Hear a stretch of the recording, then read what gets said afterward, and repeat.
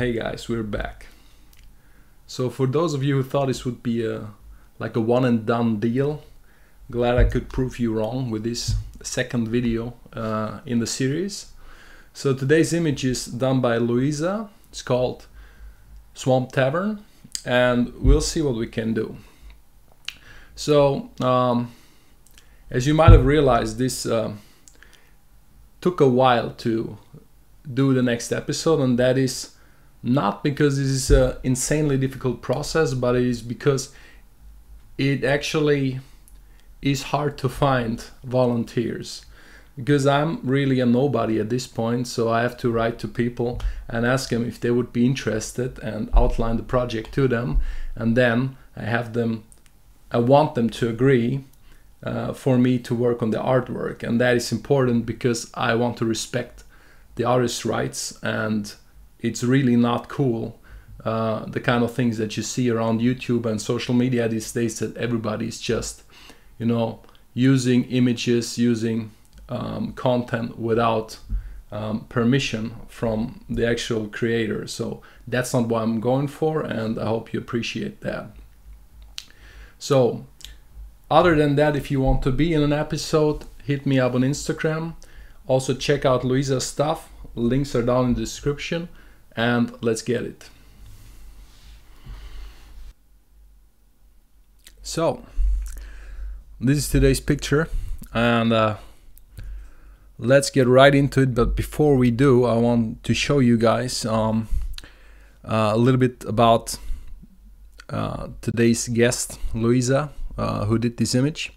And well, if you take a look at her stuff, you will immediately see that it's cool stuff, right? So she's skillful for sure, and you will probably ask, what the hell are you doing? How the hell are you going to correct this, or what is there to fix, right? And I get it. So it's more advanced stuff for sure. So however,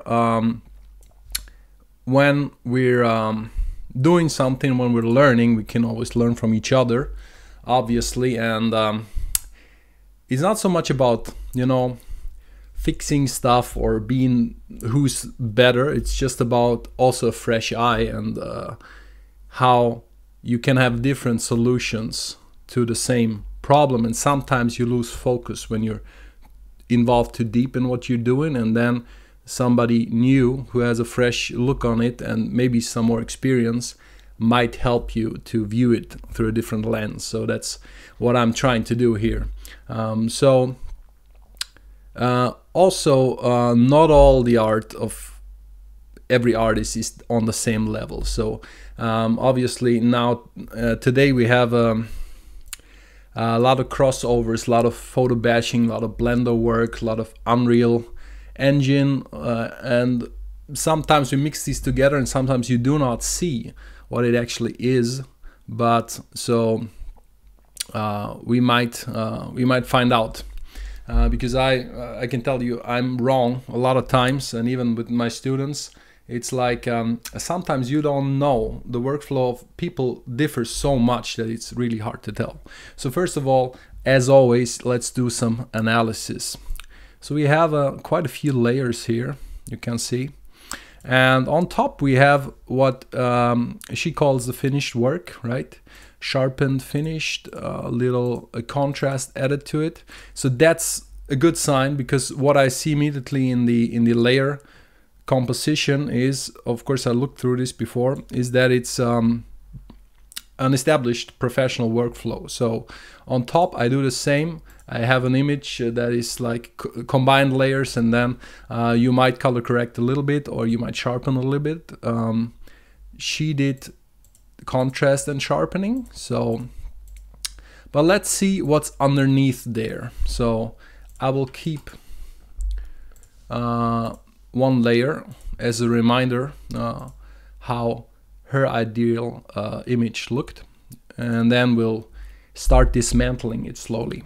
So first of all, I'll look what every layer does. And now in episode 1, maybe if you've seen that at all, so the way I like to do things is what I don't think makes the image better, I will dispose of, and what I think is good, I'll keep it, and then I'll work from there. Okay, so first of all, we have some leaves. I don't really need those to remain, and then we have, as is also very usual or common practice, I would say, some lighting, some color dodge on top, some more particles. To these particles, I would say that I get what she's doing here, but since it looks like it's in the distance and it's further towards those illuminated windows, I would say that these particles, you wouldn't see them in reality. So the way they're presented here are a little bit big. If I was to present them, I would probably present them over here in the corner or in the other corner where there's a dimmer light, and you could, yeah, you have the feeling of being closer to the camera. So anyways, for now, I think we don't need them. Maybe we even repaint them. This is a shadow, which it was unnaturally light over here, so it made that situation better. Therefore, I'm keeping it. We have now these OP layers, and they show up throughout. So I'm guessing that's something like original painting or originally painted layers. And it makes sense because this is definitely something that you could say is a painted layer, and also this is a painted layer. So I think that's what you... Good job, by the way, on naming all these layers. I don't know if you did this just for me, but thank you very much. Usually my layers are a mess and I'm not naming anything. It's just layer 27 or layer 83, which of course for yourself you don't need to do it. If you want to present it to somebody or have somebody else working on it, you might want to do it. In this case, yeah, almost want to say you shouldn't have, but thanks anyways. So keep this shadow, original painting. I'm not sure if this makes it, yeah, well, we have some details on the contrast areas here, so I'm keeping this. So then we have a folder that is called Bash, and you can see on the small previews that it's different. I think it's photo bashing is what it is. So let's do away with it. I have to say that I don't think you need that here, the photo bash, and it's not so strong anyways, and I'm not sure if it's integrating that well, so let's for now forget about it. Group and contents, yeah. So next one is original painting, number 3. I like it. Let's keep it. Then we have some more lighting, but more towards the back. You can see that it's... Does this have a blending effect? I don't think so. It is locked. Let's see. No, it doesn't. So the blending is unaltered. That means that because it's leaving out the foreground here, it means that this has been erased out. So, but what you can see is that we're having white mostly without a color over here, which makes it lose some vibrance in the background. So for now I'm keeping this off. I think we don't need this. Some flowers, that's fine. Flowers with some effects. I think those effects on this little stuff is kind of overdoing it, because you really only need one layer for all of this, in my opinion. But I mean, we all have different workflows. So let's merge this, keep it as one layer. Then next, oh, this changes quite a bit. And it's another original painting layer. I think this is good. I'll keep this. And then what we have is a pathway. And what it does is it colorizes via a color layer the color of this pathway, right? So that's fine. We can keep that. There's some flag banners. Wasn't aware that they are called flag banners, but that's what do I know about English, right? So this gives the building contrast. It's good. Gonna keep it. Shine, I would say, shine is a trap. Is what I call my is what I tell my students, because we tend to think that something is shiny and therefore we feel that we have to add a lot of shine, but a lot of the times we overdo it, myself included. So I have to remind myself to get rid of too much shine. Basically, it's also a question of style preference, but for me, for now I'll leave this off. I like it better without it. Then we have some bird over here. So it's pretty hidden, and it's in an area where there's little contrast. So I would say the bird needs to get out of there and show itself off a little bit, is what I would say. But let's see. Maybe we can do this in a second. Put the bird on top, maybe. Let's see. We have some more flowers here. Those are details. Water lilies, purple ones too. Then we have a reflection layer. So this reflection layer is something that I have to say is the part of the image that I dislike the most, because it looks kind of artificial. It is like an inverted layer, like a reflected layer. And then it has some kind of a water texture, but it all melts together in a way that is, it's very transparency. So what is in reality would happen that every time the reflection breaks, there is no reflection. It reflects something else, right? So you would have more breaks in this reflection if there is those little ripples like there is. So I think the mistake here is that the ripples are still reflective, just to another degree, because it has transparency. So it's kind of always reflecting, even if it's not 100% opacity, and that's where it's unrealistic. So we'll redo this. This is a sign with a shadow via clipping mask. So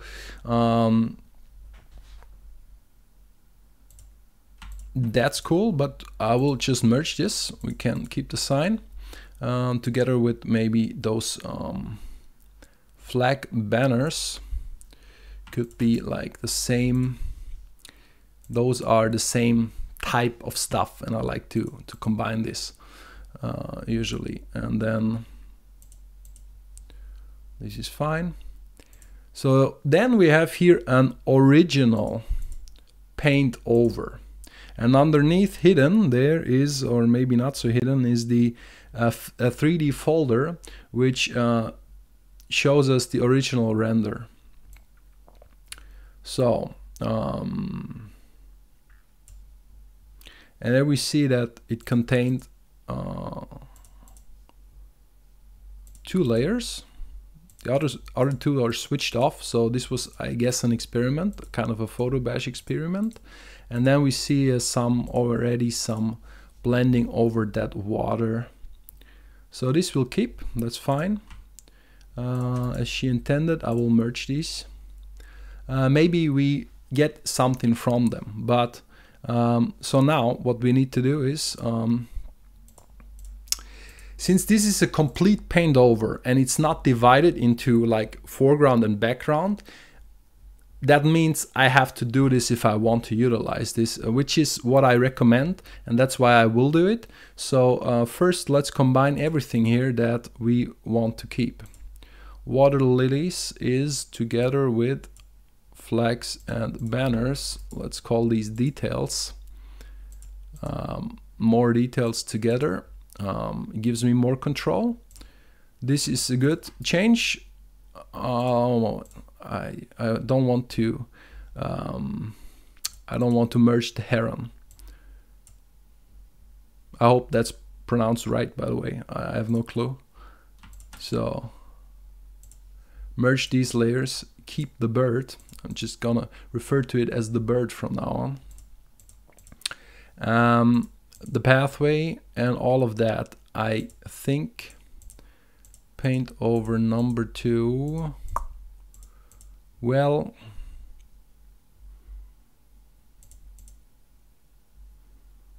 let's see how much on top I can move this without it affecting anything. So this is where it affects stuff, but yeah, I can get away with moving this on top pretty much.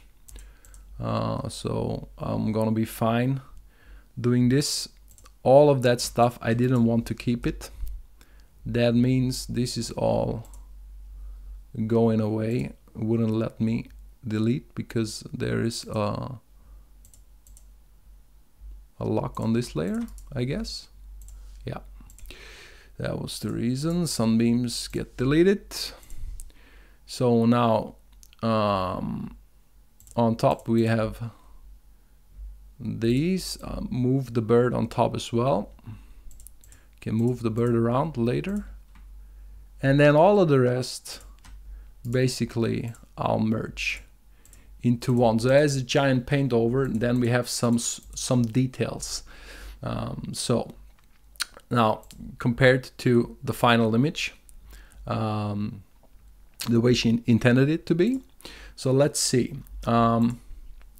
First of all, let's do a little geometric analysis, because this looks really flat, and I have the let's check for viewing angles for a second, and I'm gonna draw some lines here in a second.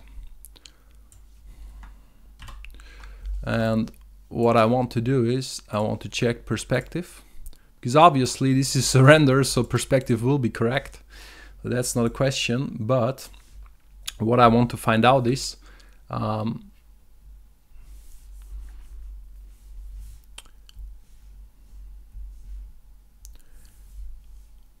what exactly she has done with the paint over, and maybe how you could make this image deeper. So, but let's check.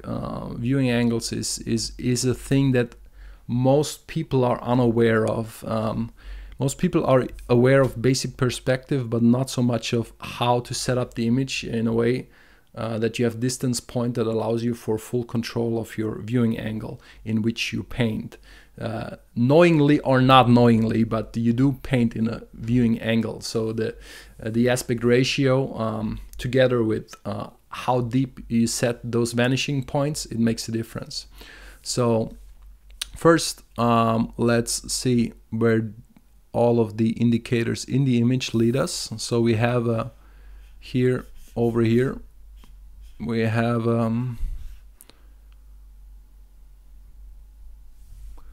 some lines.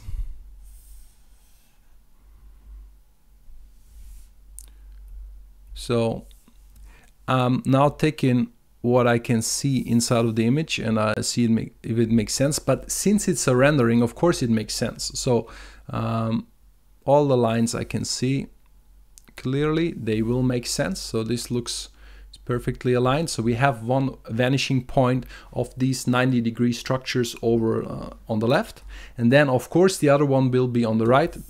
Just the question is how far it will be on the right, but I can see from the orientation it will be pretty far out on the right. So let's see if we can actually construct it. So this one I can see, Holy, okay, so this will take it will take a while. So let's see. Okay, this does not have to be perfect science, by the way.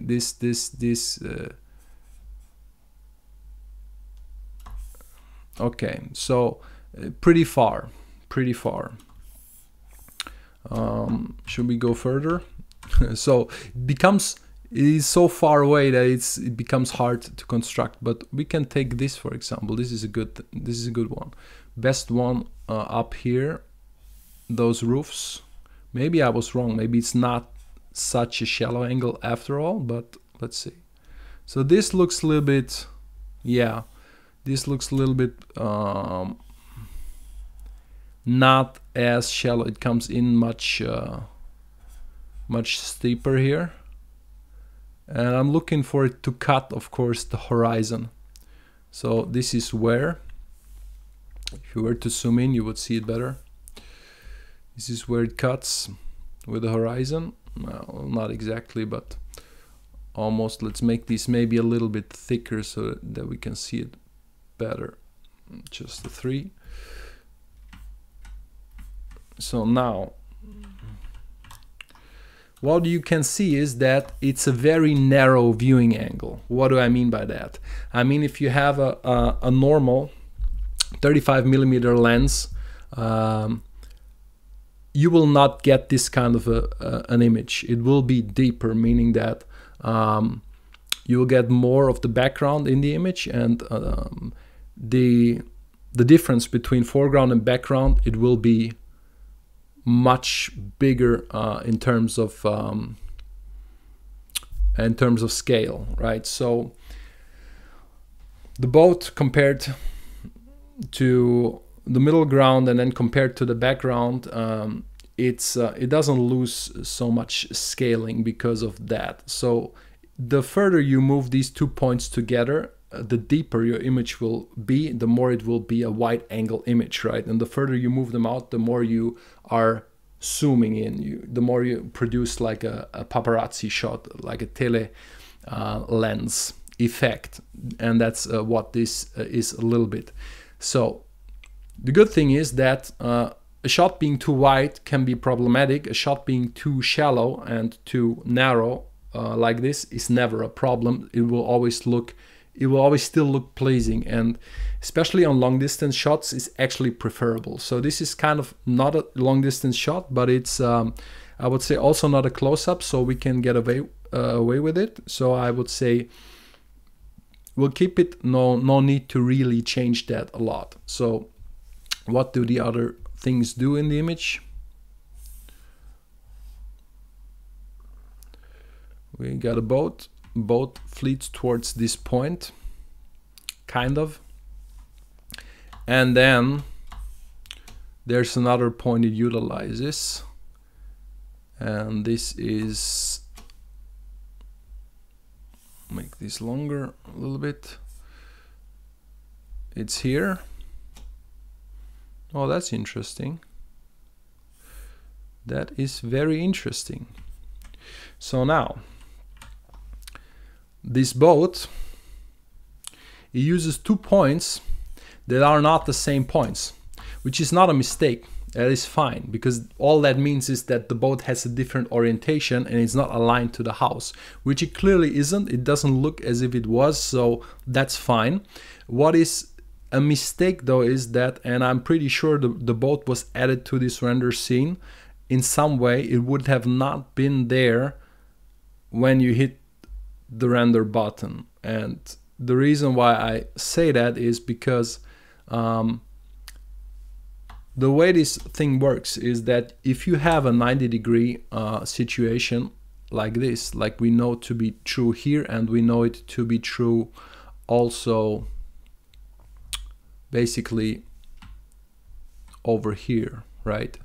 So that means yeah, the boat can have a different orientation, but if it does, if this point moves towards this direction, that means that also the other point would also fleet towards that direction, right? So what is happening here is that the 2 points of the boat are inside the 2 points, 90-degree 2 points of the building, but they both claim to be 90 degrees, which cannot be true at the same time. So for the boat to utilize this point, that would actually mean that it would have to utilize a point that is at least further away than this point for it to be possibly true and possibly also be 90-degree angle in the structure, at the same time being a different orientation to this building that also has 90-degree rules to it. So, but that's just a little excursus to perspective. So we can easily correct the boat, of course. So it's not a big deal. Just looking into what we're dealing with. So let's go back here.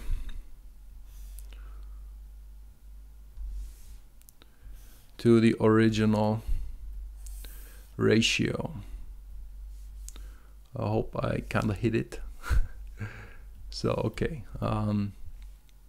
actually I didn't, so there's a little bit to it here. Yeah, well,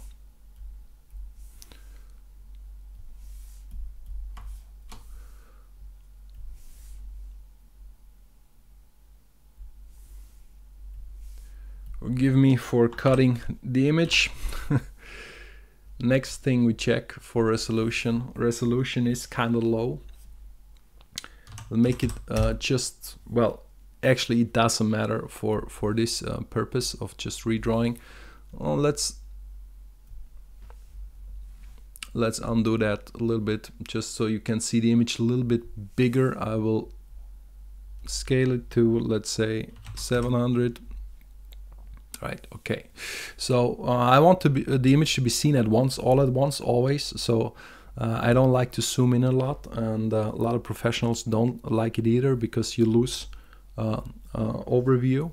That's why you also, of course, have the navigator. But anyways, that's I think it's not the best idea to work zoomed in. So first of all, the bird needs to go a place where it's more exposed, because what we have right now is we have a situation where there's stuff is cramped into this corner that is actually interesting stuff, like the bird, like the boat, like this walkway. So while we have this vast area that is more of the same, we also have here all the plants stuff, which is a lot of the same, and that's fine, because it's also like creating a frame for the image. And then here we can see from the foreground to the background, and the same is here, same is here. So that's an interesting composition for me. But what it lacks a little bit is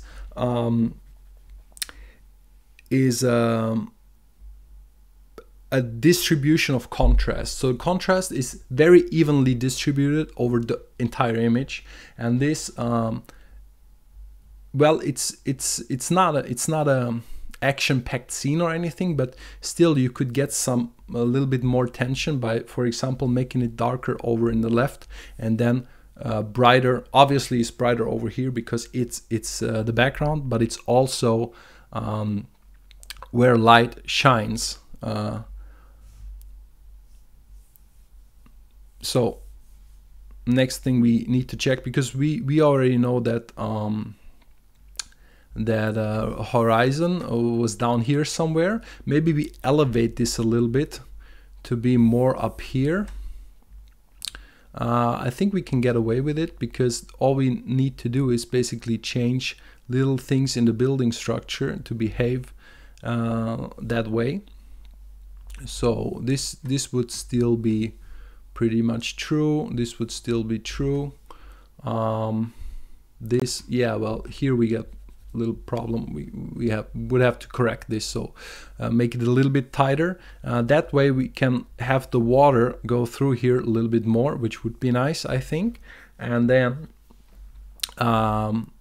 maybe we reintroduce some of these ledges here, which I think are really good. Maybe not as extreme as they were, but so maybe like this.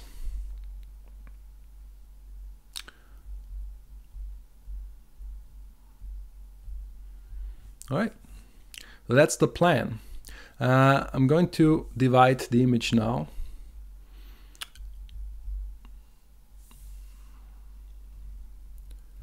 I want 3 layers. I want the foreground, I want the middle ground, and I want the background, and then I want full control over these. So first of all, let's define what the foreground is supposed to be. So I want the foreground to be, as I said, this ledge with the house on it, and I do not want the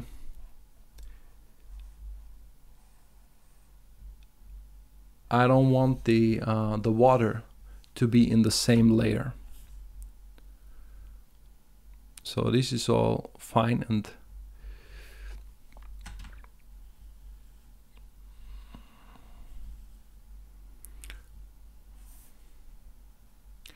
this is gonna be sloppy business, I'm warning you right now. This we don't actually need to cut it, we have it separate.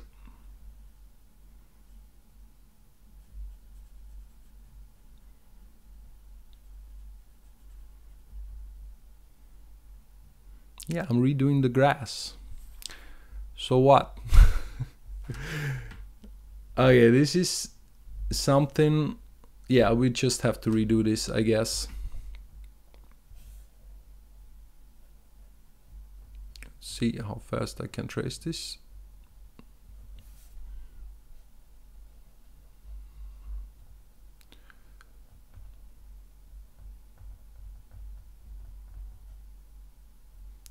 You're doing stuff like this, what you can also do is you can at the same time, of course, make a decision about the background.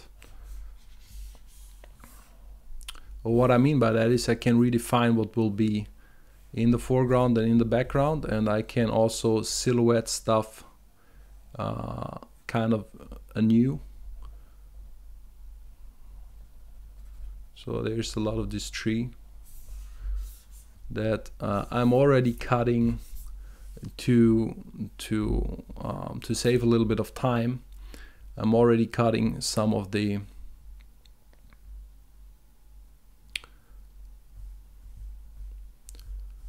shapes into the tree. Well, let's put it like this.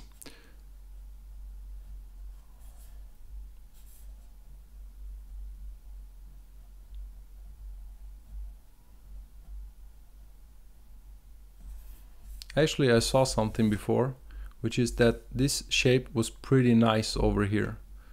So I think we keep this shape. Of course, that's a preference thing, but I think that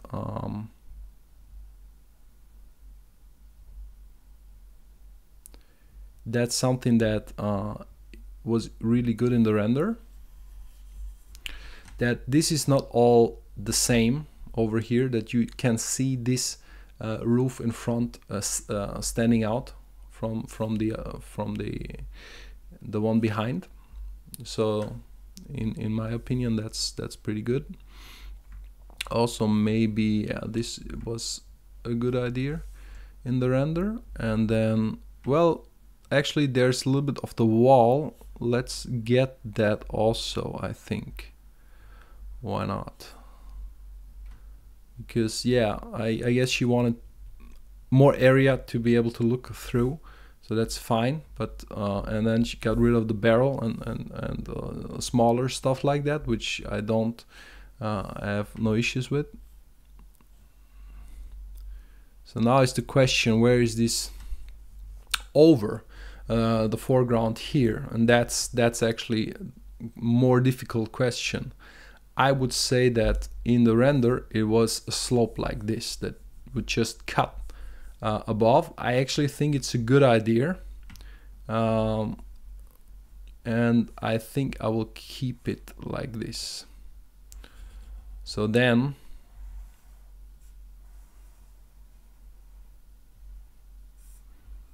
it was something like this, I guess. Something like this. Let's compare to the drawing, to the paint over. Yeah, maybe we'll do it like this. This is gonna be the foreground, more or less. Maybe we include this tree also in it. It could, I think it's not a mistake to do that, but maybe not just quite as overlapping. Maybe we make this silhouette a little bit more interesting. So this means maybe we look through here a bit more, and then the tree comes down. Here we cannot really exactly tell where it's going. The monitor is shaking. That's because I'm pushing down on the tablet like a maniac. So all right, yeah, well, why not like this? So I want to be able to see through here a little bit more, but I don't completely want to corrupt the plan. So let's see where this gets us. Making a layer via copy.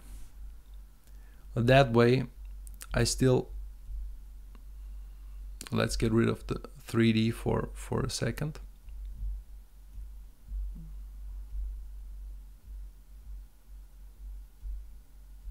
Oh, didn't expect this. Didn't expect that the 3D actually provided some, how would you say that, foundation, because that of course changes everything. That in this case I cannot just, because see, the paint over is kind of transparent. It doesn't completely, it doesn't have 100% opacity. I was not aware of that before. So what I need to do is I need to duplicate the 3D layer, and then we need to merge this in order to have a foundation. So now it's no longer transparent. So now if I cut away from it or copy from it, that means I have a real layer, 100% opacity layer, which is exactly what I'm looking for. Then next thing is I want to have the water separate. So the water, I want it to go, we said before that move the horizon up to here and the water maybe goes down towards here. So that's my plan. I want the water to go until there, more or less, right? So, and of course I know that all of the rest area will be water, right? So that's easy to do. So we'll just copy, make another copy from this, and so we got water, building, and then yeah, and then the background is what remains here. So the immediate advantage I have here is I can now how do you say, tinker with the background just to my liking, right? So what I can do is I can color balance it. For example, I could say this, I want this to be more blue and less saturated, or more saturated, or more, or I want this to have more cyan and more blue, maybe, right? And I think I do, because like the water tells us, and how the render told us, that the sky color, passive light color also in the water was blue. So we would expect that in terms of how do you call that, atmospheric perspective, to get bluer and bluer towards the sky, of course. So let's do this little bit, and we will see what will happen then in a second. So we can still keep the other stuff, of course. And then next thing,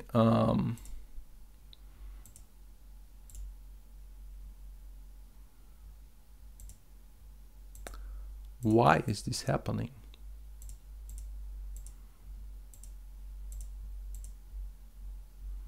That's so interesting. So we have now the background. We have this. Oh yeah, I think I get it.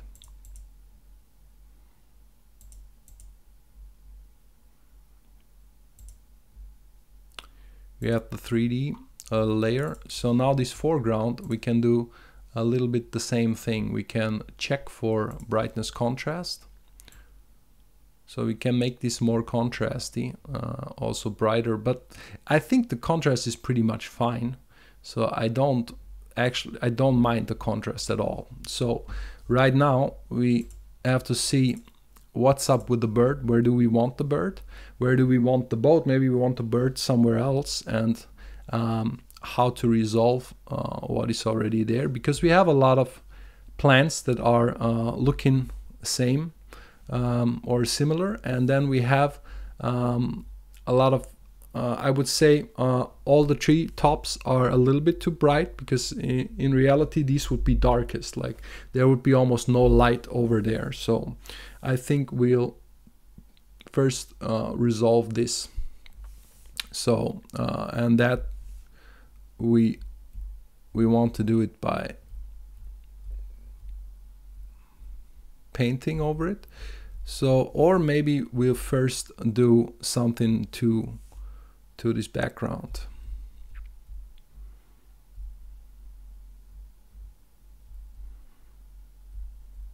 Let's see. So we have here now a lot of tones, and actually this looks a lot of leaves already drawn, but then there's leaves, and then in other areas they're just brush strokes, which they don't really merge too well. There's kind of like two different languages here. So I'm going to maybe unify those a little bit. In the render we saw that there's yeah, bluish sky, and also that blue passive light color down here. So let's take some of this and then paint with it some more. I want to see the sky at least a little bit. So that means in an area like this, of course this needs to be a really bright sky, right? Something like this, so that we maybe have the idea that we can see through this a little bit. Same down here maybe, but then of course there's also more plants and more stuff, so you have to be more careful with this. But let's just see if we can get away with a little bit of blue in between. So maybe that works. So now, because I turned this thing, we have here a little bit too much blue in here in this tree situation. There, I don't know why, because there were maybe some so the tonal distribution was so that it would just have a lot of color here, and then when I turned the hue, it was just giving me too much of that color. So let's see if I hue this out, or I lower saturation, or both for that matter. Want maybe like a situation more like this. So yeah, it was a little bit very blue. Then of course what these trees will need, I guess. So you have to be very careful with trees, because they get very light over here, which I think is for the most part unrealistically bright. So I would always let's try to just tone them down a little bit, and also I'll give them a little bit of a new silhouette.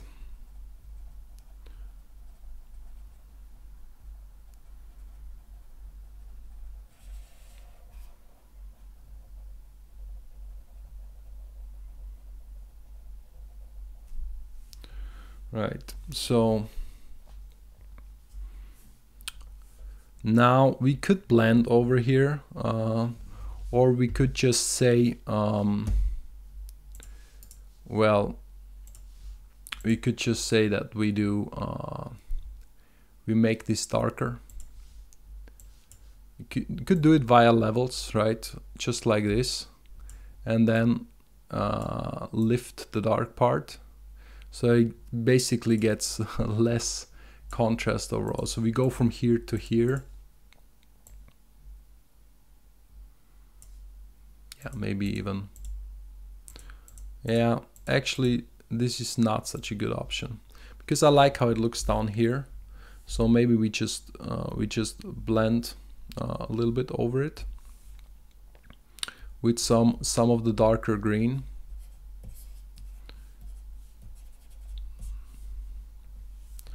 And then of course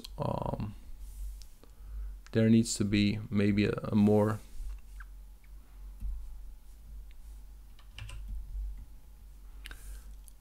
an area where this gets a brighter green color again, right? So that could happen here.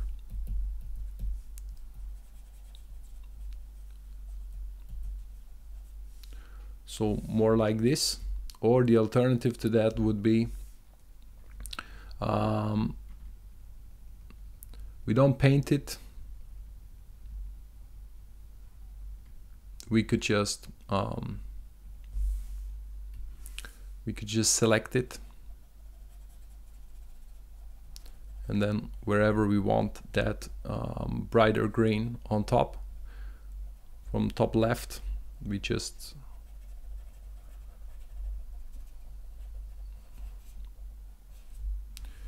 inject it. Well, let's say not inject it, but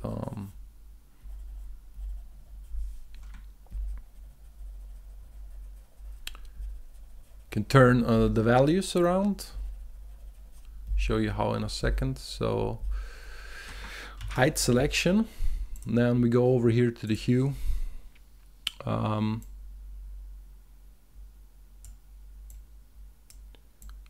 Can make this brighter now, more saturated,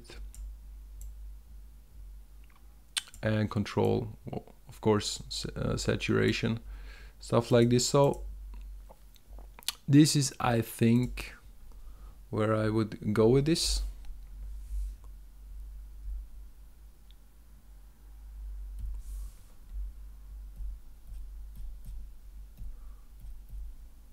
It's a little bit extreme.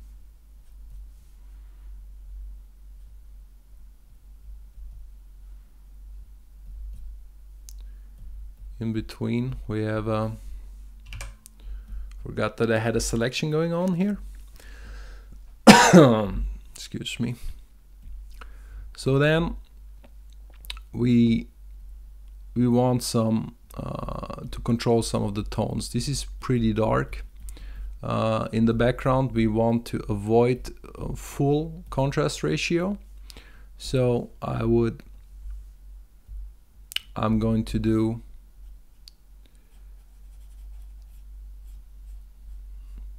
now a little bit of light color on the trees.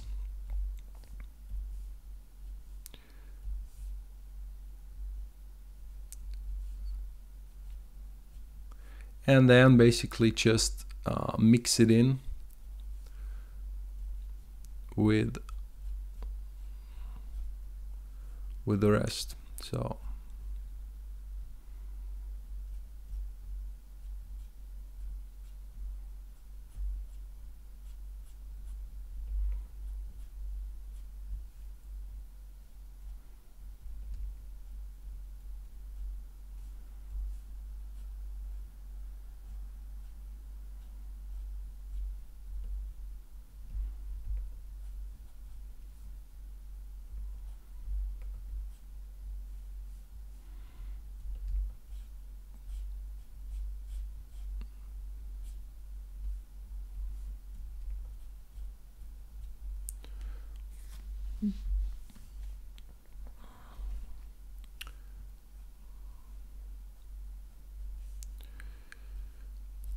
just trying to get more of a contrast going that is consistent.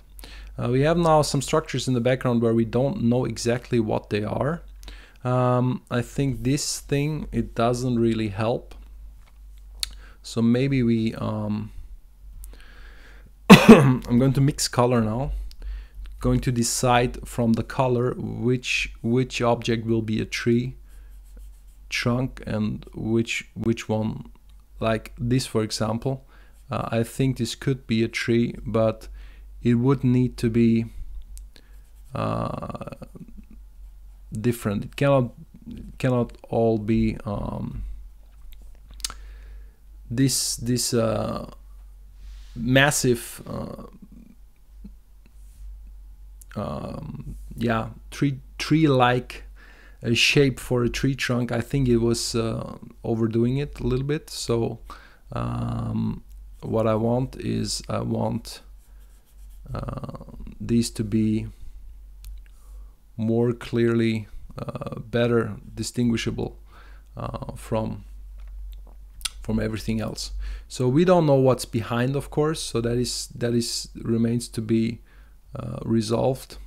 So maybe behind this is more stuff and even more trees. We don't really know. So just mixing this a little bit.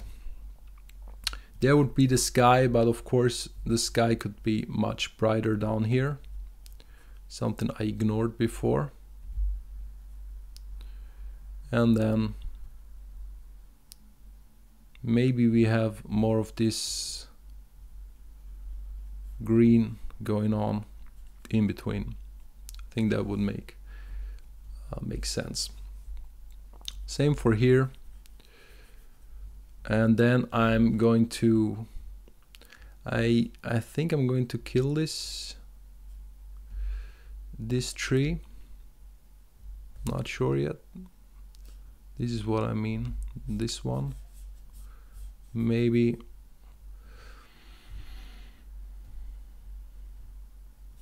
we even see through here, we even see some sky again. That could be good. So like this.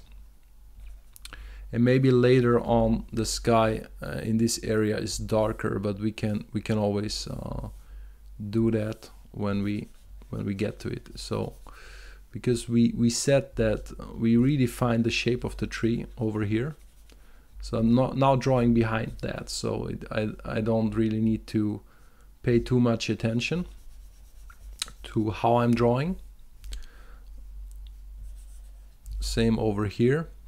So of course behind there we still have a potential to do more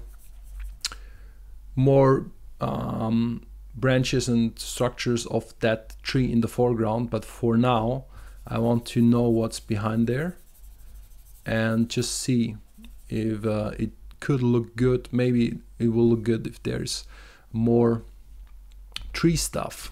So maybe some greens from this tree, and then I'm mixing the color. I want to get rid of the olive green. I'm going more of towards the darker green here.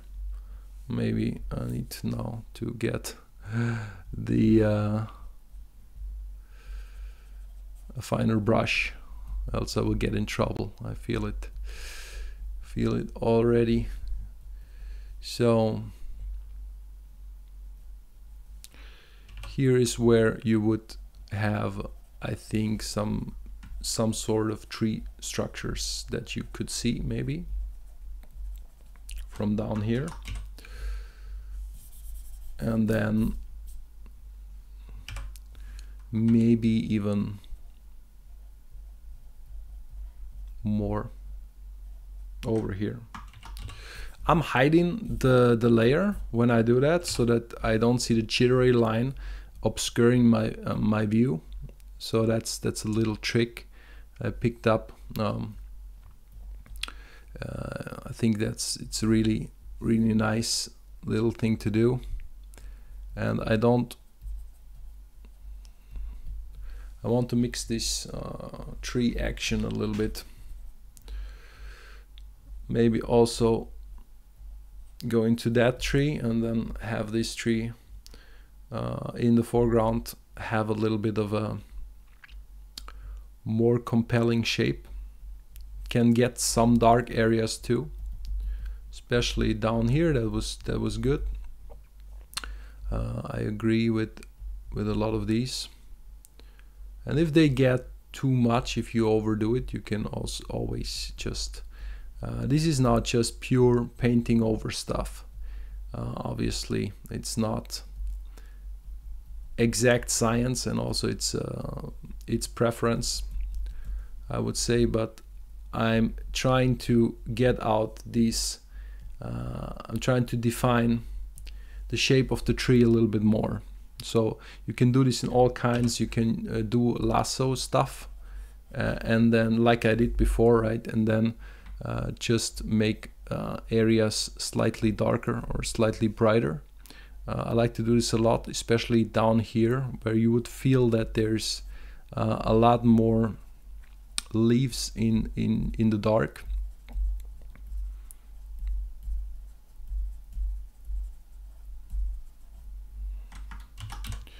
So then we take something really dark. You can also blend this in, right, like this. That could work. And then continue painting with a normal brush, like so. So what I want is I want some stuff to be visible, and then other stuff to make this tree more 3D looking, while it's still obviously in the background. And then here it can blend in the very dark tones. It can blend together with those shadows, right? So that's fine. Same here. Maybe it's in general it's a little bit dark now, but we'll see about that in a second. Because we have full control over this layer now, we can always because this is what we did on the background so far. You see a little difference already, and I don't. Is it not in my nature to care about the past, so I will just not. But we still have, of course, her image saved, so for comparison later on. So, but you can see that what I'm doing is sometimes pretty extreme, and maybe at first you will think, what the hell is he doing? But that's kind of the deal. It's kind of in the nature of doing these radical changes, I would say. And then what we also want, of course, is we want some little stuff going on. Cannot only have big branches. We need a little bit of, you know, small stuff that is also convincing us that there is more up here in the tree, that the tree does more stuff, you know. It branches, it has more branches, and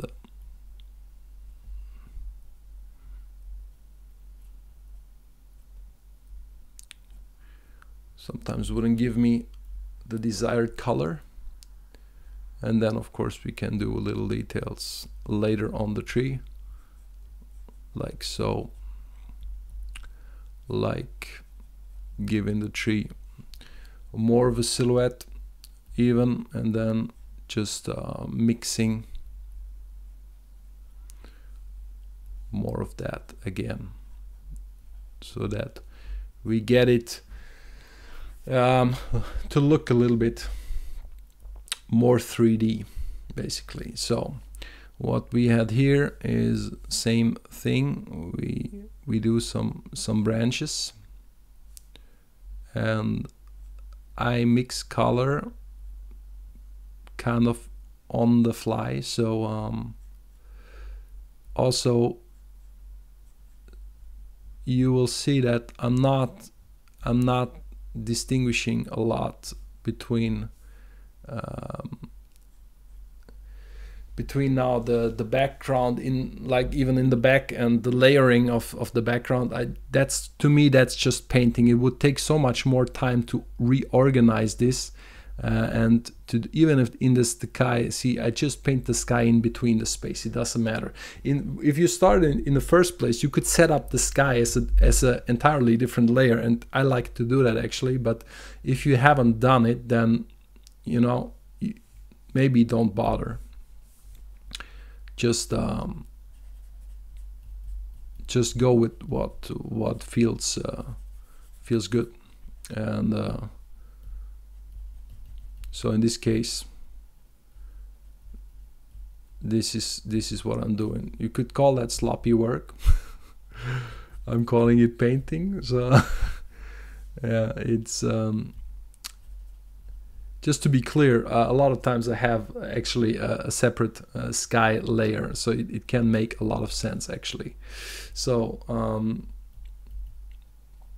and now we see a little bit more of the house again, and all of that stuff.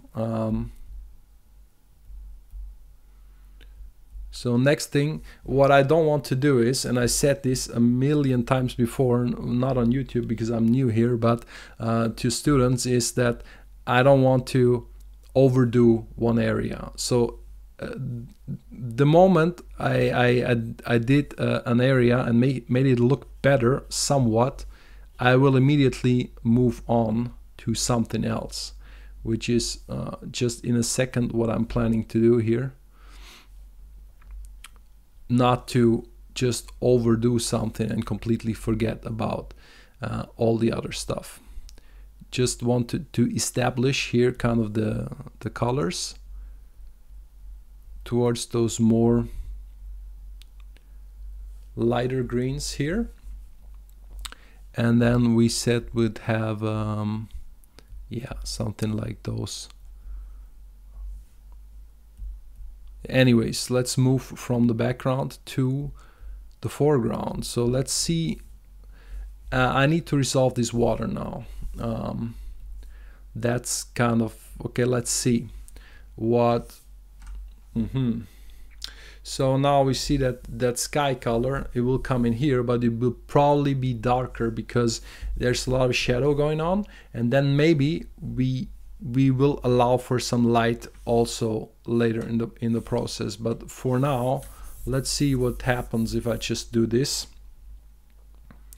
Did I cut? Well, wait, maybe let's save one thing first. Maybe let's save the boat, because I like the boat. I want to keep the boat. So let's save the boat. Give the boat a little bit of a more defined shape here. Cut it like this. And I'll make a copy most of the time so that I don't have any, you know, any white flashes on the corners. So I think that's a reasonable thing to do. And then maybe we will move the boat more here, you know, and the boat will actually have something to float, or we will see more of the boat, and then we will maybe see more of the bird as well. So just in a second. So the water. Let's see what we can do with the water, just in terms of, let's not paint for now. Let's just see what we can do with the water as it is. So let's get rid of yellows. A lot of yellows in the water. Let's get rid of reds. Barely any reds, so it doesn't matter. Let's see, do we have blues? We have barely any blues. What do we have? Do we have greens? Possibly some greens.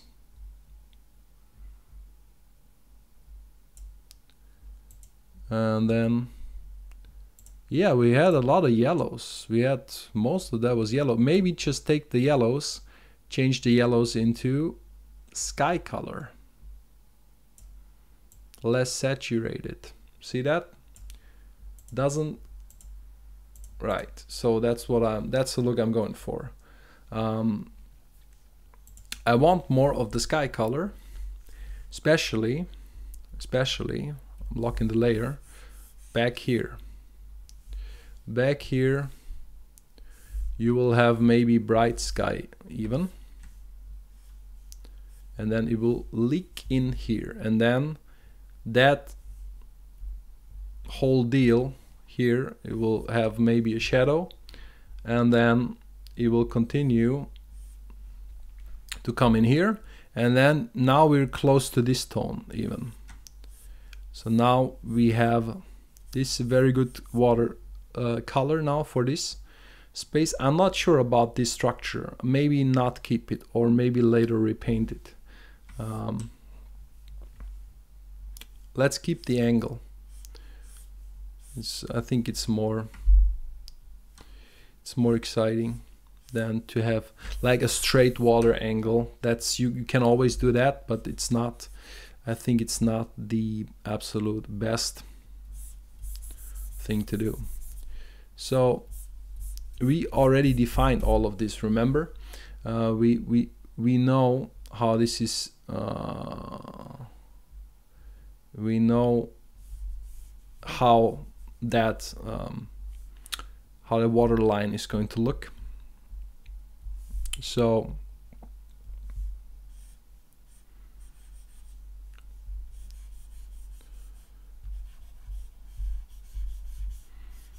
I forgot, where is it? I'm searching it. Okay, found it. And there we give it more blue. I want to give it really more of that blue. And on the corner there's ripples, and that means there will always be kind of a lighter tone where it meets the ground.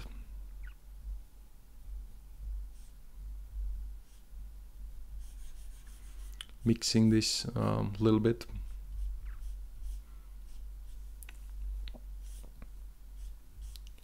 So this doesn't need to be exact science, as you can tell, and it certainly isn't. But what I'm doing now is I'm establishing a surface, and you might say, well, what the heck are you doing? You're completely ignoring that the house is reflecting, and that's true. I am ignoring that for the moment, but I will create the reflection independent from the water surface and its ripples later. So then we have maybe some greens over here. Maybe that will look good. Picked not such a good angle here. And then as it gets closer, ripples can get more extreme because we are going up in contrast, and that's generally is a good idea to do. And I'm mixing some greens in because these could of course reflect from those trees over there. So these trees reflect down here, makes sense. And maybe a little bit like this, right? Then for the edge, something bright again.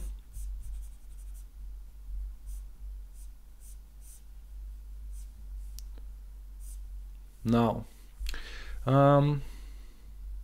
yeah, well, and then over here it's getting pretty dark, and that's good because then I'm pulling some very dark reflections from over here in the corner, and I'm banking on these to work later on. So, and I might not, but we'll see how it goes, and then maybe they reach over here just a little bit, right? So don't be too shy with your water.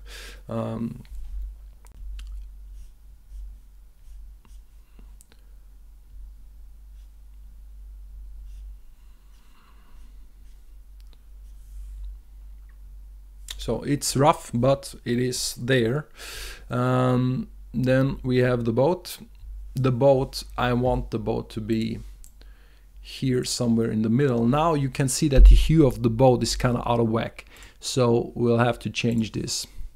It needs to be much more like this, right? Darker, not as saturated, it's more in the shadow, and then maybe we'll introduce some light from somewhere that shines on the boat, but we'll see. For now we'll do like this, and then of course we have to scale it a little bit because it goes now to the background, so I have to actually draw it. Apply. So what I'm looking for is we said that it would hit the horizon somewhere here, right? That's what we said. That's like the orientation of the orientation of the boat. Now it changed a little bit. Now it's maybe here, I would say. So maybe now it flows like this, and then it comes back over here like this, somewhat like this. And maybe it's not as long.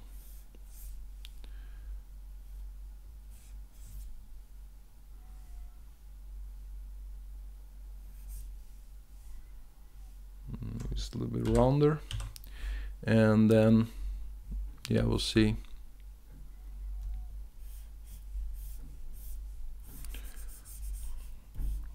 Welcome to painting boats fast.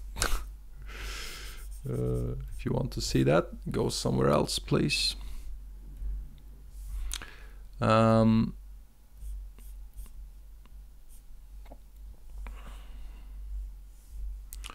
So I'm making sure that I have some opacity in the boat, but you can see that it's not such a big deal. Just needs to be a little bit consistent with what is already there, and then don't think we need this anymore.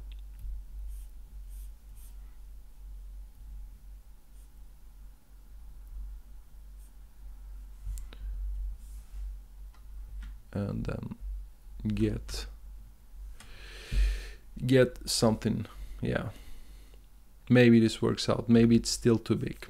Maybe it shouldn't be as big, and maybe yeah, maybe it should, because let's be honest, this is a flat angle, so a guy in here would be pretty tall already, but already a few meters behind on that building, that bench, you know, it doesn't add up.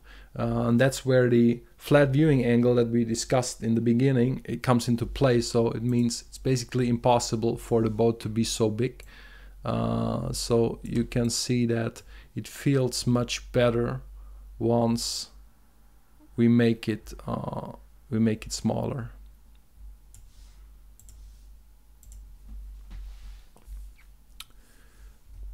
Adds up better now also with the bird. The bird now needs some serious contrast.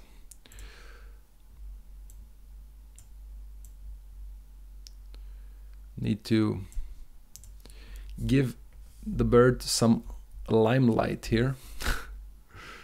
Let's see. Lock it. There is no light on the bird down here, obviously, and then of course those legs can be in the shadow. But then there goes some blue on the bird from the sky, I guess.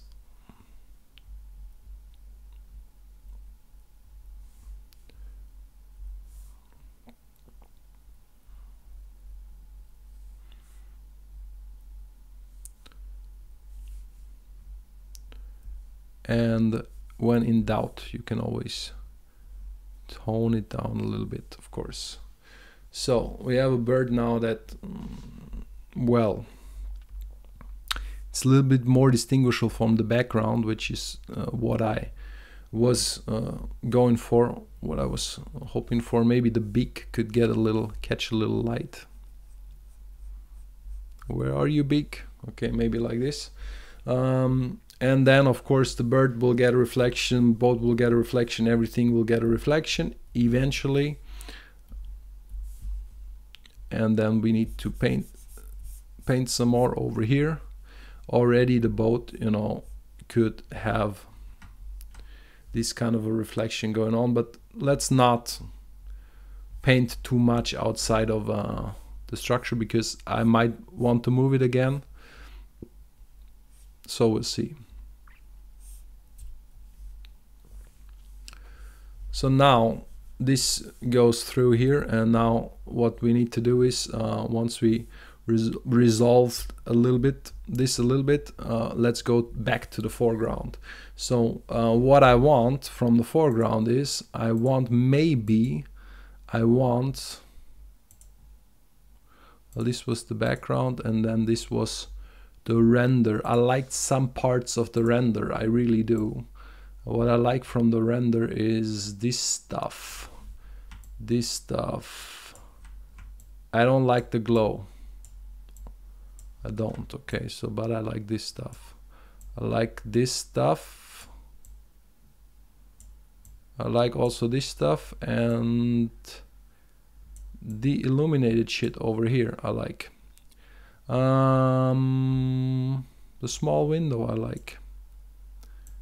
Okay, let's see. I'm not sure how this was resolved in the painting. Yeah. So what I'm doing here now, I copy this from the thing, and then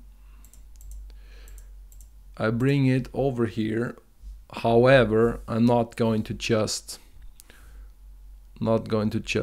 take it.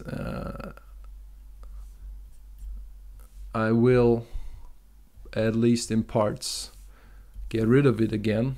Don't want to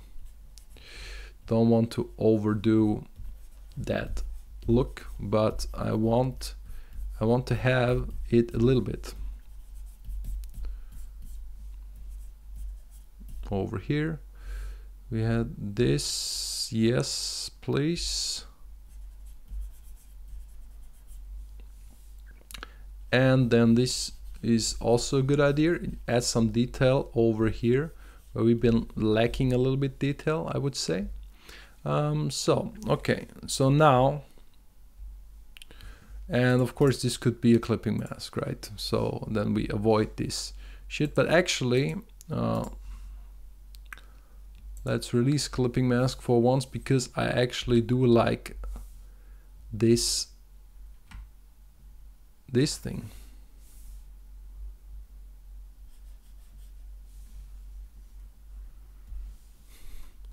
To delete with the right brush too, so this makes sense.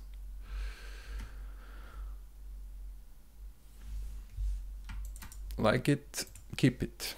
That's how it goes. So next thing is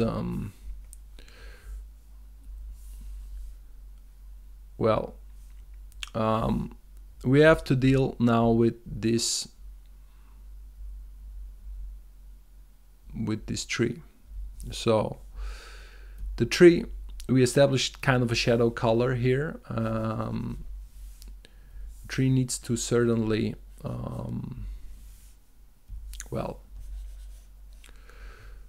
do a little bit,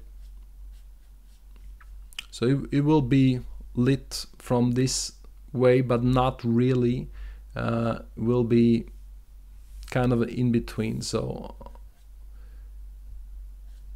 let's see, not like this, maybe like this bluish hue.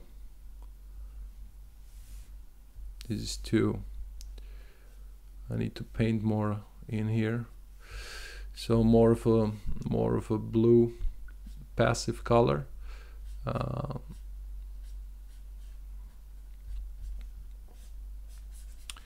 And then it can be dark, really dark.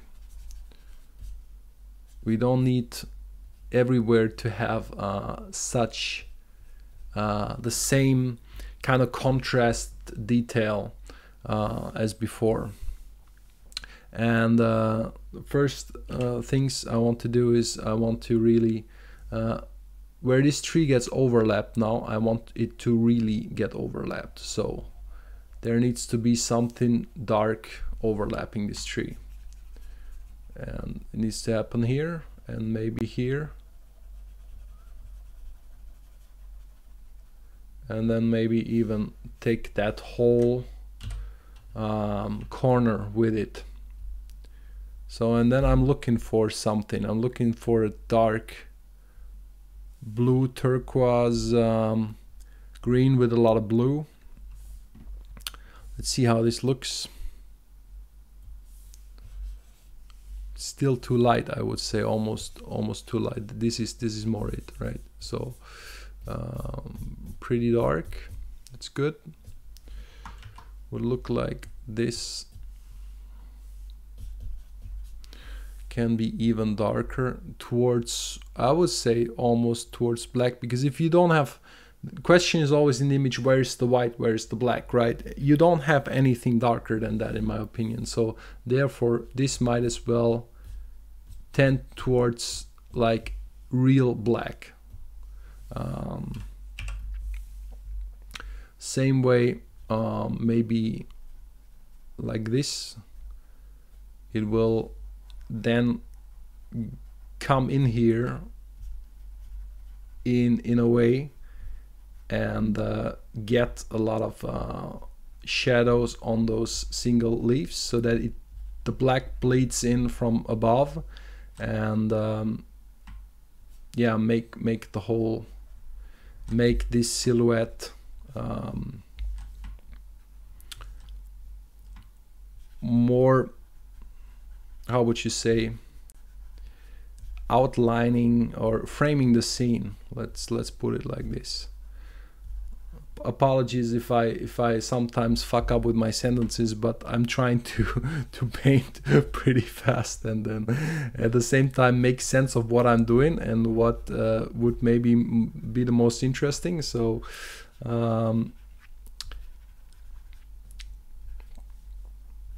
it actually is kind of a little bit harder than it looks.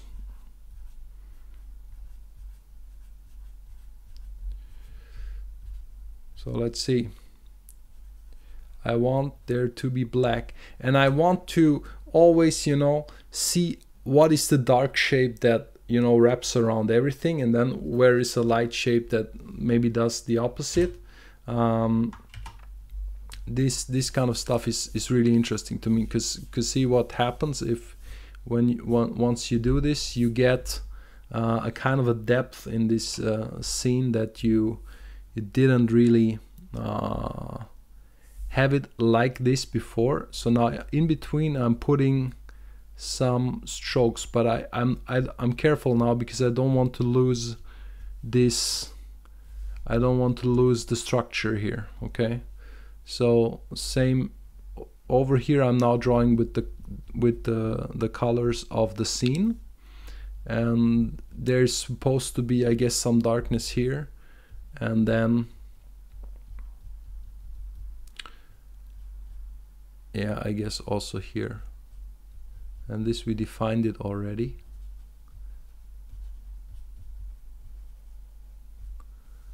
So this will make it all dark, maybe, why not, so that we can clearly see where there's lighter stuff.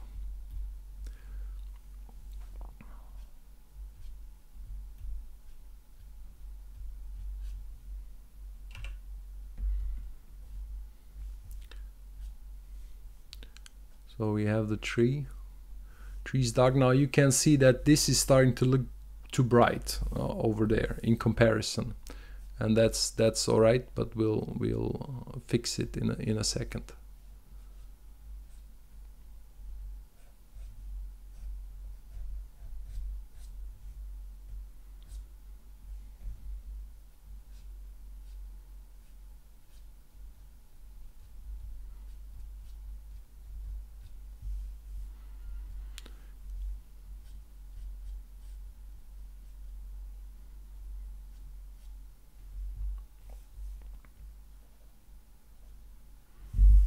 And then maybe we unlock the layer, we can add branches, of course, to the tree, which sometimes is a good idea to do.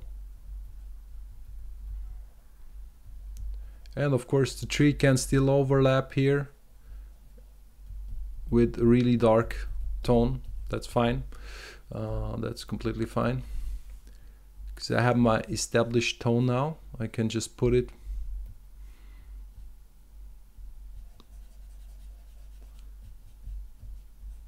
back here, and you will see that because of the shadow, it makes the other stuff glow even more, of course. That's how it usually works. And then down here we keep shadow.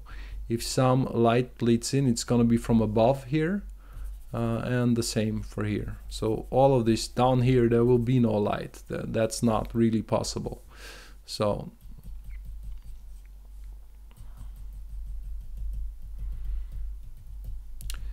yeah, doing all of this pretty much now with a simple brush. It still gets brighter over here, of course, but I want to also a little bit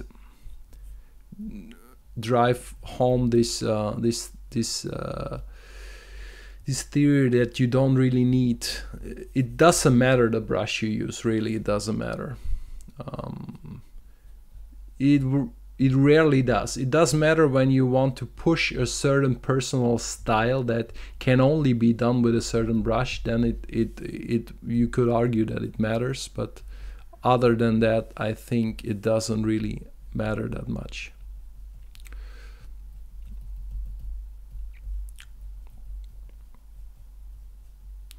Being sloppy here, and I don't want it to be bright on top. I want this all to be silhouetted.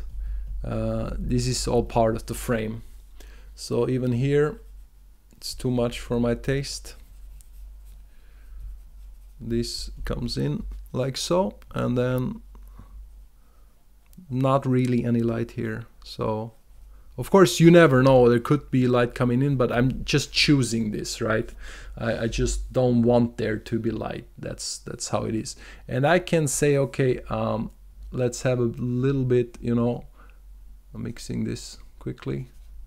Let's have a little bit of a sky passive lighting here on top of one of these, maybe like this, to give this a little bit more volume. This could work, but you don't want to overdo this either. I think that's just to emphasize this one bush over here. So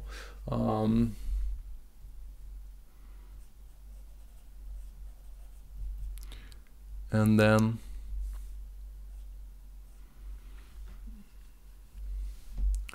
let's see.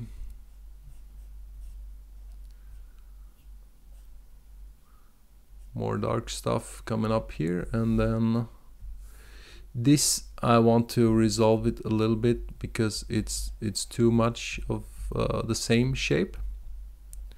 Now you know, it can be transparent a little bit. I don't really care too much. I have now a little bit of room in the background. It's not so crowded anymore, so I can get away with doing some irregular strokes here and there, and then get some leaves maybe almost falling out, or something like this here, where you can see there's some the shape of the tree. I think it has to break apart once in a while for it to be convincing. Could even have, you know, more breaking apart stuff here, so that will all work just fine. Yeah, what else? So this became much different now.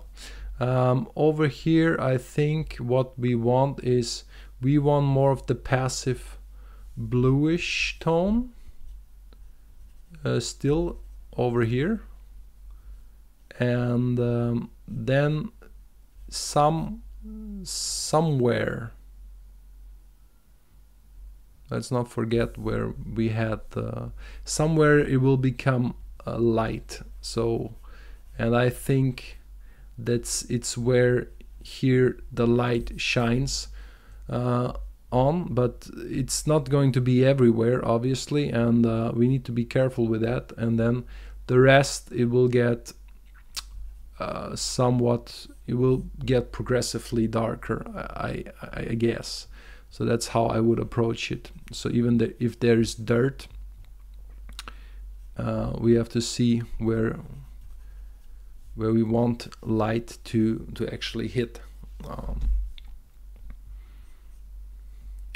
So here we could give this some passive skylight over here, because those things, they don't reach that far in terms of glow. So you always think, okay, they're very shiny, very glowy, but in reality, not so much. So they will not glow that extreme. You will overestimate this in your head a lot, and then stuff will happen like it's dark in the corner, because it always is dark in the corner. I know you don't want it to be dark in the corner, but that's just unfortunately how it goes. And then we have, of course, here these areas where it's a little bit darker, and then you will maybe even have more passive shadow stuff here that can also look really cool, because then that light is really getting more power through that, I think. So I'm making this wider a little bit, because in the center I want the glow to be a little bit whiter, and then let it be yellow outside, but let it be white in the center. That's a little bit the philosophy I'm going for. Let's see. On the dark structure. Yeah, we can paint everything back. We can also do stuff double if we want to. There's nobody really, or even could do even triple, because here it's kind of like that. So this is very glowy now. Why is this so glowy? Okay, let's see. Do it a little bit the same.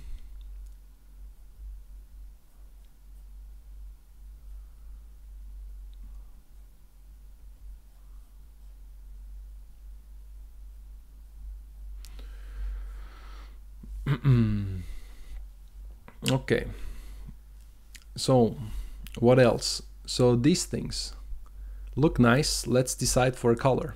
I would say red is pretty good. So let's see if they can become, oh, that's not here, that's on here. Okay, so let's lock down this layer, have this get a little redder, maybe. It's preference, I know, I'm aware of that. So, but I'm picking the color that silhouettes better against everything else, you know. It's not so important, the hue, the tone. So darker here, maybe, or maybe not, because maybe the other way, maybe lighter here, you know, and because that's where it's dark, and then get darker here where there's shadow, which makes a lot of sense, and then have it even darker here. So you can see that way it's kind of wraps around the shadow a little bit. I think it looks pretty cool. And back there it can have the same deal, and then that way get a little bit more natural and evenly lit. So anyways, what I realized that I have to be faster, because this image is very intricate, I have to say. So it naturally takes me longer, because of course I want to really show my thoughts and my approach to this. So what needs to be resolved is some of the tones here, and then some. Now that roof, it doesn't hold up like this anymore, so we need to paint over this in a radical fashion. So repaint some of those structures, and maybe add some stuff, maybe add a pole to something like this, maybe over here, and then maybe this was gonna be like this, maybe something like that. Maybe, you know, this has something to do with that thing.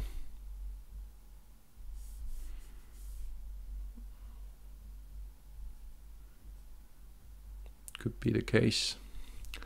Could be the case that there's something here as well. So yeah, that's little tricks of making it interesting. But I'm sure you know by now what's happening. So also this, we can bring it back in a way. Let's bring it back, but let's not do exactly the same as it was. Maybe a little bit differently. Maybe we do it like this, and then this, what was this? Where is it? Is it in the background? Are you kidding me? No, it's yeah, of course it is, because yeah, that's where it is. So okay, so in back to the foreground, that's okay. Had this color, I believe. Maybe we do. Is this good?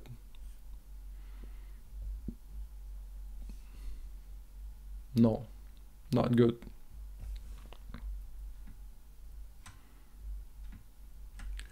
Maybe just do something like this.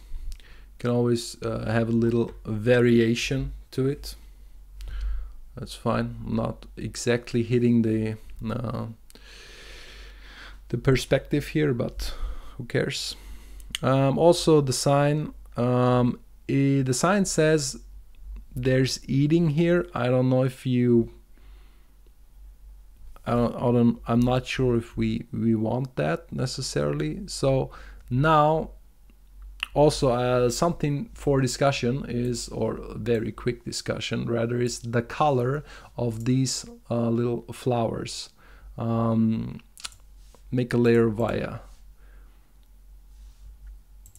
cut, and then let's see, because I believe this is magenta, so if I can isolate the color, I can change the color.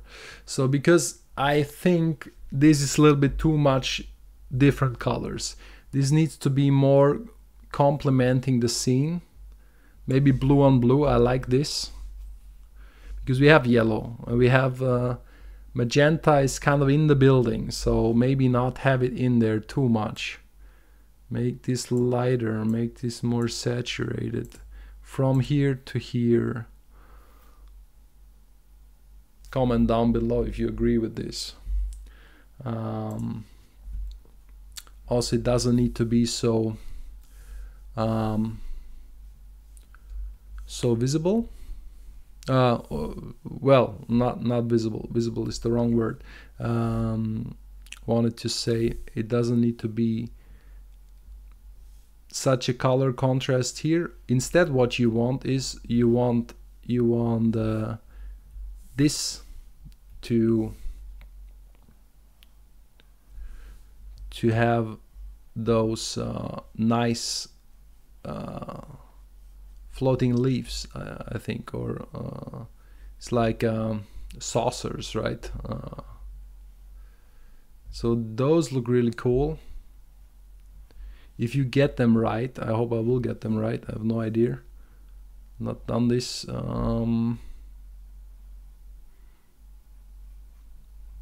Let's see. Let's just put some. See what happens. And then we can get rid of the shadow of the flower. Would be more down there.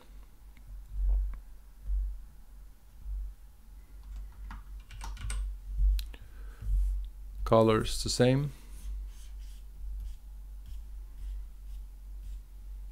Well, okay. And we have some dark greens to create that.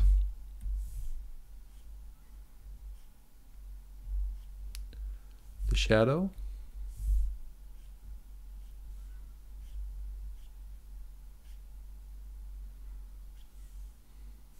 All right.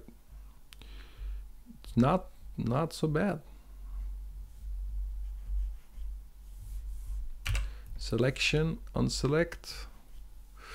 Don't forget to unselect. So what you can see from this is that stuff that you do, it's sloppy, but it can still have a great effect. It doesn't really matter the level of detail. Obviously, I don't have the time here to do everything in detail, right? So that's kind of not happening.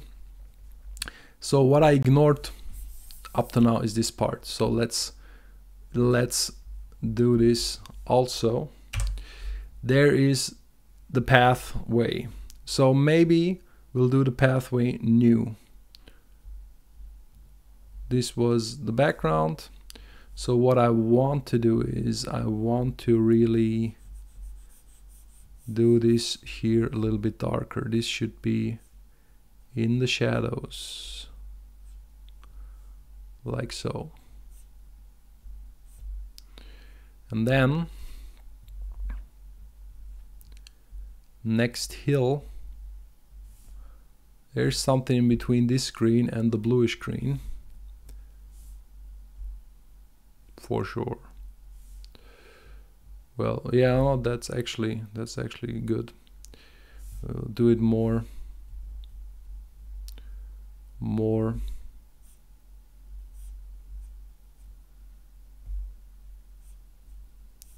a little bit more saturated, because it's comes forward, you know, it's lighter here, it's more saturated over here.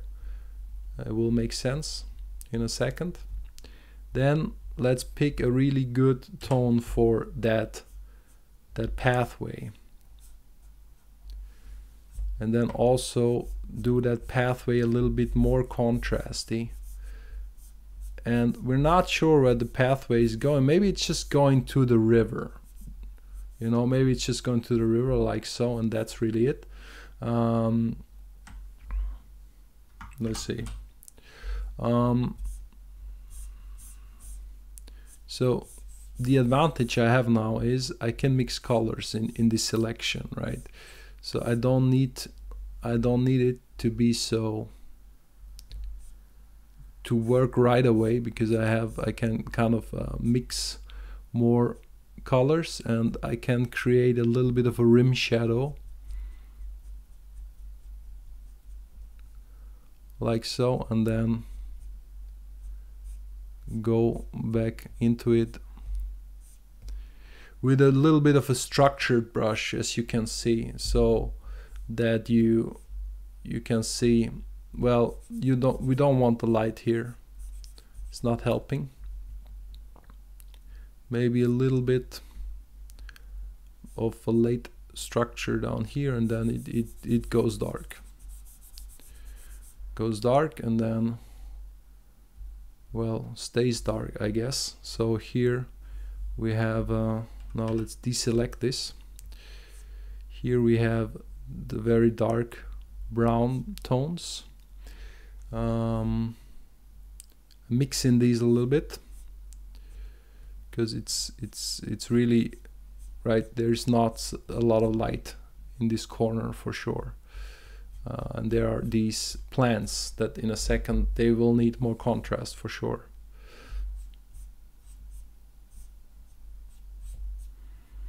And then maybe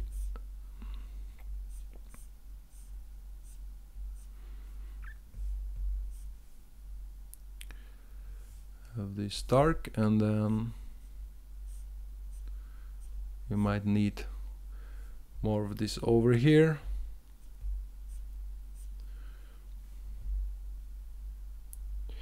give these at the same time a little bit of a shadow. I'm starting to go a little bit all over the place. I realize that, so bear with me. But we need, of course, where is the light green? Because I want to get rid of the yellow a little bit because of what we established.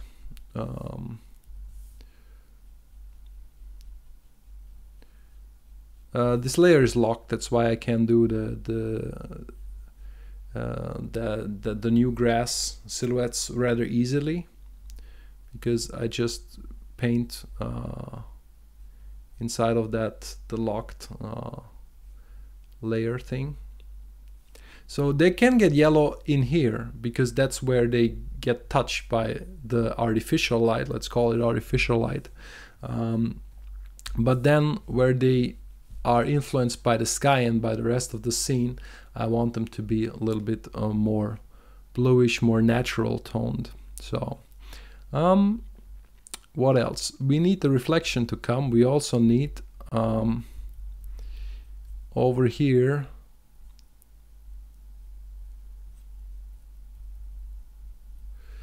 a little bit of a shadow here. Well, not quite.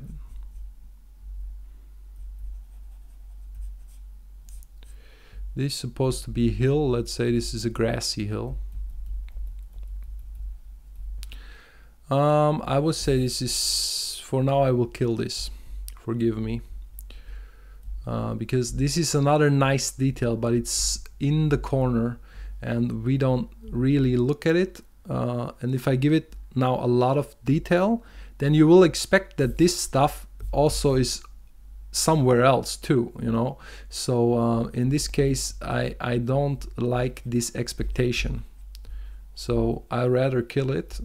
Scene has enough stuff, in my opinion, and then do a little bit of a grass over here in a second.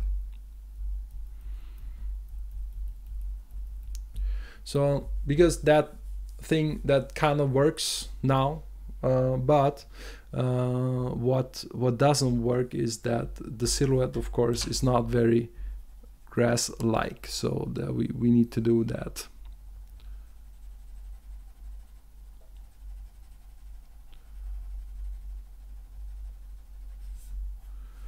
So I'm just doing spamming.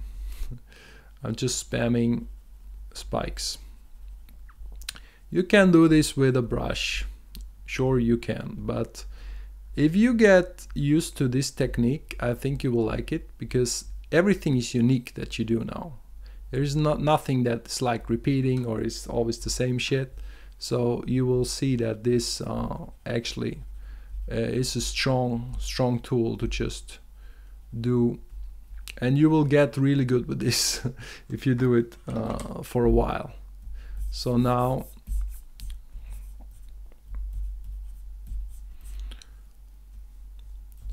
you see how you can quickly silhouette grass with this technique. Even some more in here, and then we get, of course, it will get darker to a degree, and we will, of course, to be super perfect, we will have to repeat this like a shadow pass of grass that is not everywhere, but it's maybe up there. Maybe it's getting, you know, deeper, thicker, the less light is on the scene. So I think that would be fair to say. And then some here where it gets dark, you know, darkness touches darkness. That's where I would say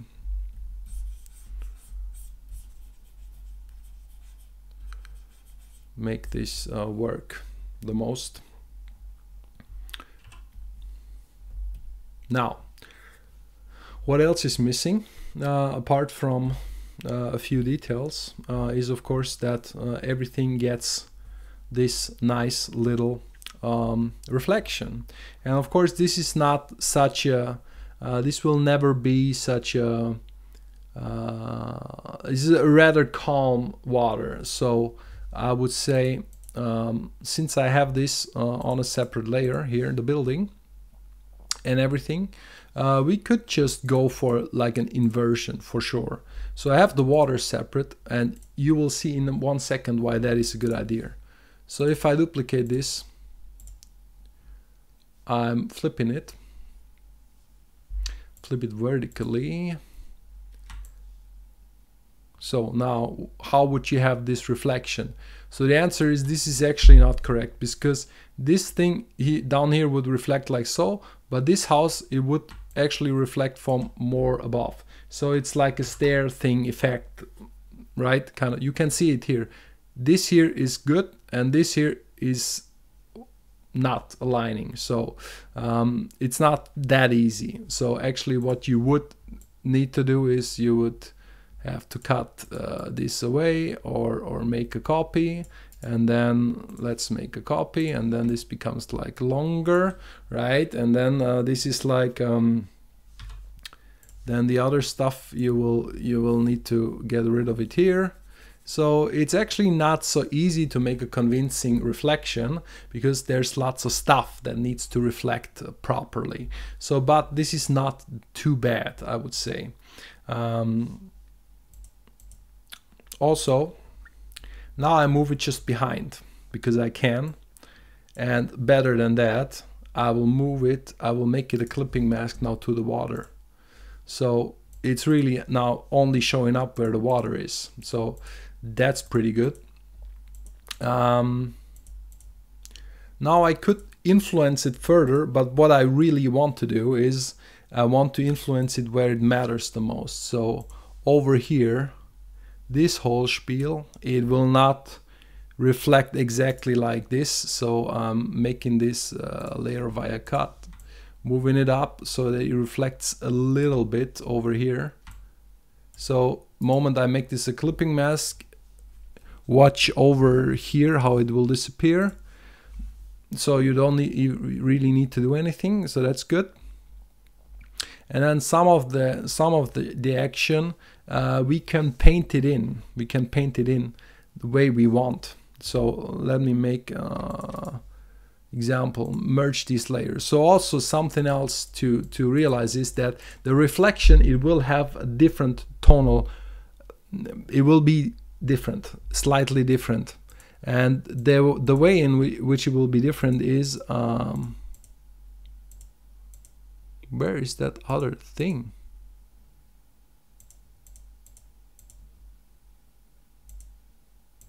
Hello? Oh, this, yeah, I was searching for this. This is completely, this was covering up stuff, and oh, that's not good. Can't merge clipping mask with non-clipping mask, have to merge it like so and then create a clipping mask again. So now we have it. So what I was getting at is that the reflection will never have the same saturation, the exact same tonality, because what happens is it's like a tainted mirror, right? It's like a mirror that has a color to it, which is basically what the water is. So you cannot just say it will be a perfect reflection. That would be the case if the water is completely clear and it would be a studio lighting and something like this, but not in this environment. So what I want to do is I want to actually change color balance. Either that, make everything bluer, more cyan, more blue, or alternatively, you could do just hue saturation, where you just suck out some of those, I guess, magentas and the yellows for sure, tone down yellows, or even make the yellows blue, but this doesn't work so good. So I just realized that it maybe works much better to influence color balance, make it bluer,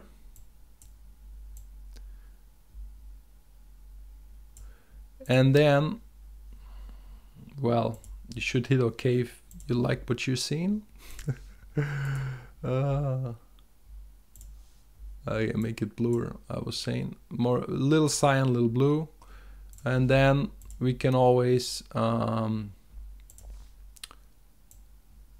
do the whole saturation down a little bit, and then what we do is we can even change levels or contrast. We can make the whole thing darker or the whole thing, you know, elevate. This I wouldn't do because the water is like also bouncing light, so it's better to get rid of darker tones. But it already made it brighter, so that's it's not too bad. So next thing we could do is we could blur this directionally. See how it goes. So it's going to be a motion blur. So that looks convincing. As a pretty old trick. It's been around forever, but you could also directionally blur this in the direction that I put the lines, right? You see that?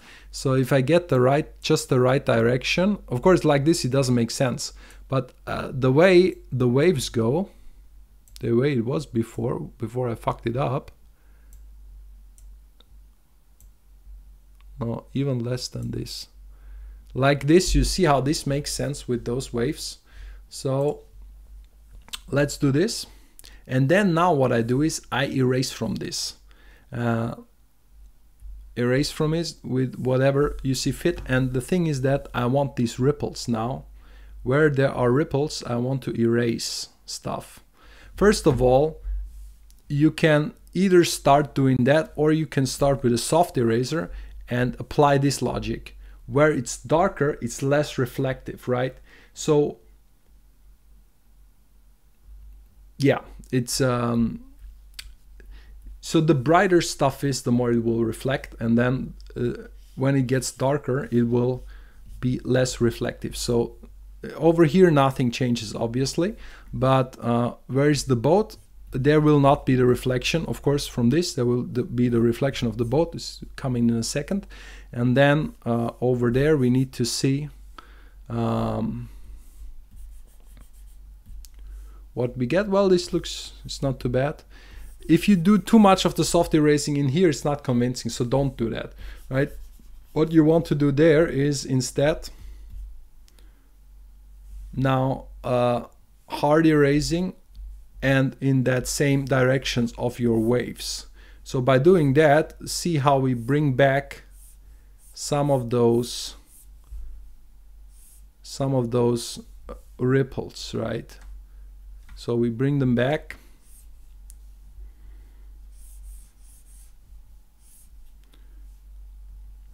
And when it doesn't look good, then you can always like undo. And now I'm almost erasing with 100% of opacity. So I can really decide where I want more or where I want less reflections.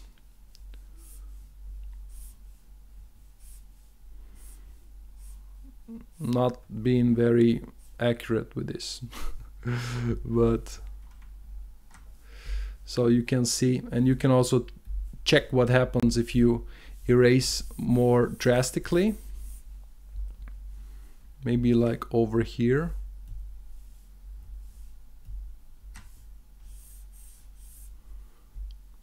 Right, something like this could also happen. And then of course we can do add to this whole reflection thing. We can also add another layer where we can, or let's not add a layer, but let's just do let's just say there comes light in from somewhere, maybe around this area here in front. So we'll do that kind of a blending. And we either do it with overlay or we do it with a normal layer.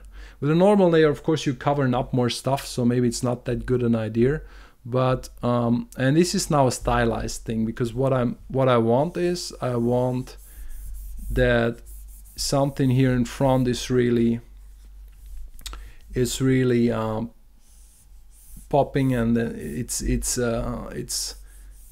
basically lighting up, and maybe it's around here on this area. doesn't need to be overdone. If this was a normal, that would not work. I would have to be more a little bit do it much less. So if you want to additionally blend with a normal, you can do it, but I'd say it's not recommended here. It would go a little bit too far in my opinion. So then that's nice, and we can still, you know, have a, you can still also have a hard border to this, or break it again with this stuff.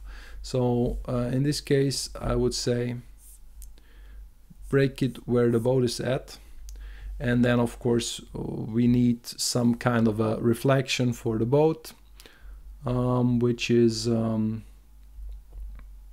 well, we need reflection for the boat and the bird actually. So that's the boat. So underneath the boat we'll do that, and that's a relatively simple reflection. It will look something like this, right?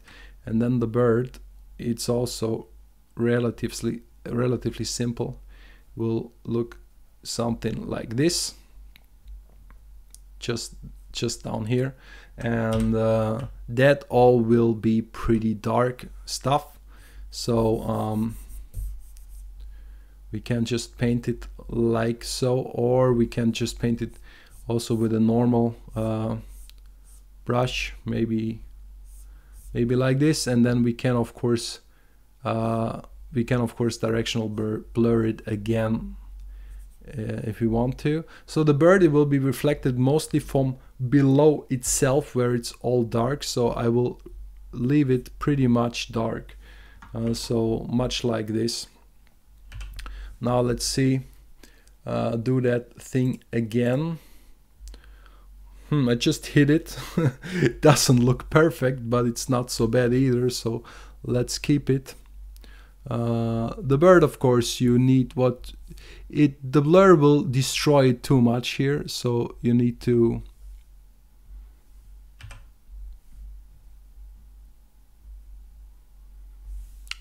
sometimes wouldn't let me paint. That's not good. So as I was saying, the bird, of course, here you need to do some manual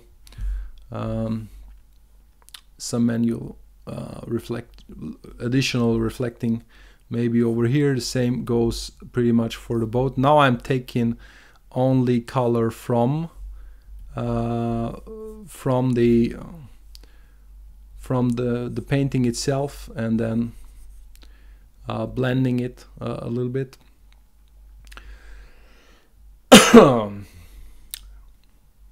Of course, a lot of more additional detail could be done, but yeah. So let's see what I'm now realizing. There's purple popping up in this reflection thing, and that was not really intended that much. So it could be that I need to take out red or blue. No, red is fine. It's more the blue that needs to go more towards cyan. See that? Makes more sense than this to me.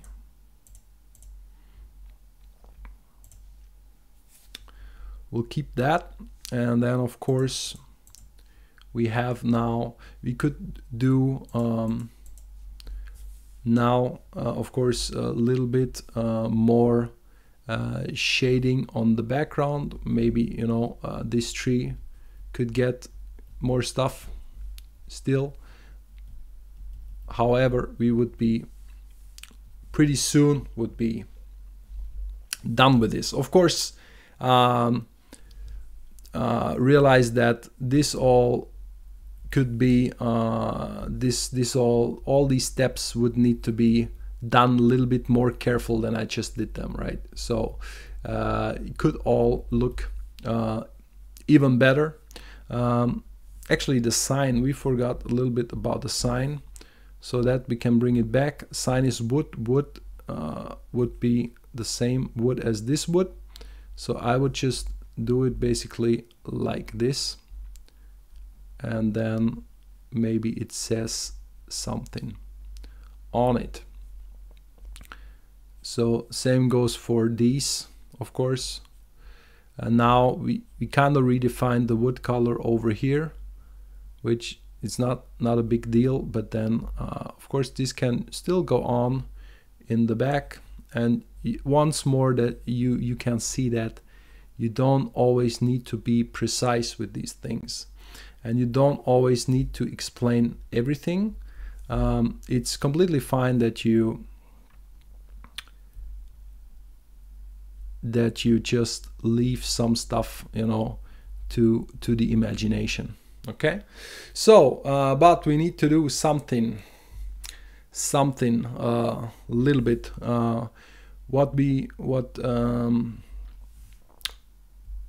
On the background, there's just one thing that is maybe missing, and that is a little bit of blending that we could do. So that is just for the sky, to make it feel like it's really a little bit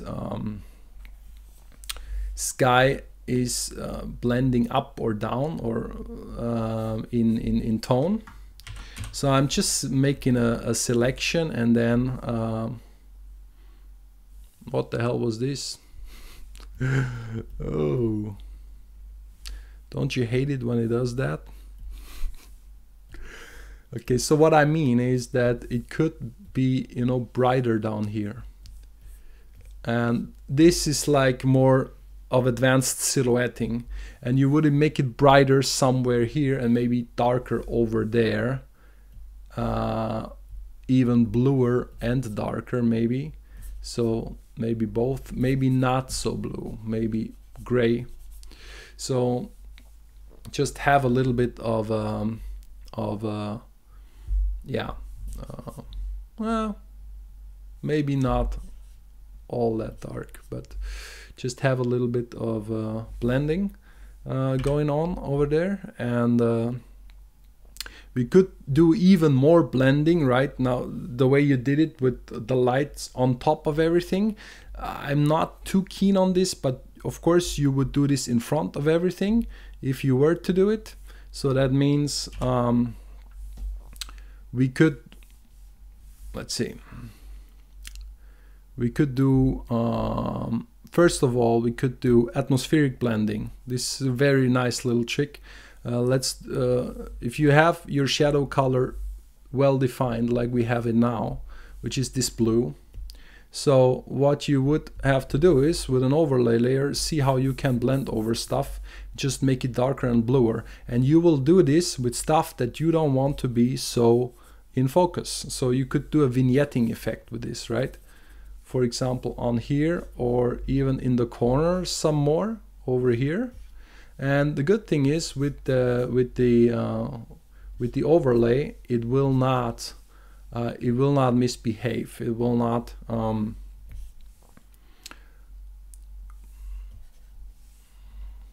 it's kind of interesting. It will not cover up your contrast like a normal layer would, or like a color dodge layer also would, that always tends towards white or towards black. So this will never cover up your contrast. The most you can push, you still see everything through, which is a nice feature. So you can do little shadow effects over here. Even put all of this in the shadow. The same you can do it with light, but you have to be careful because that doesn't look good, obviously. So you need to be really careful with that. That is even also too much. So I think in terms of light stuff, we did a pretty good job. So I'm not touching that.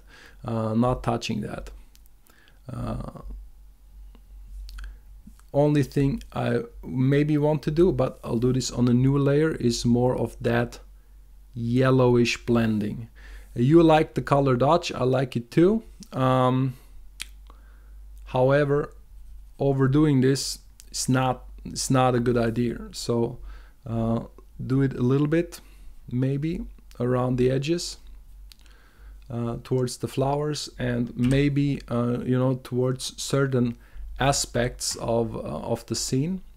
like so. Like maybe it's the flower do a little shadow, and then you even get it onto here, which I doubt. It's not, I think, not that bright. So if you were to do that, it will look somewhat like this. Of course, you would have to erase again, I think.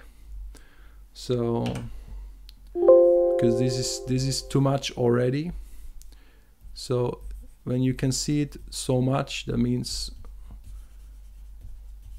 it shouldn't feel like it's really there. And if it doesn't, that means that you pretty much succeeded, in my opinion. So yeah, what else?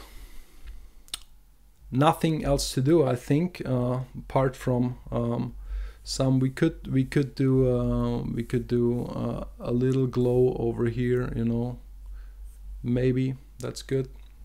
But you know, easy with the glow is my strong recommendation, because the glow is really, it's really tricky. It will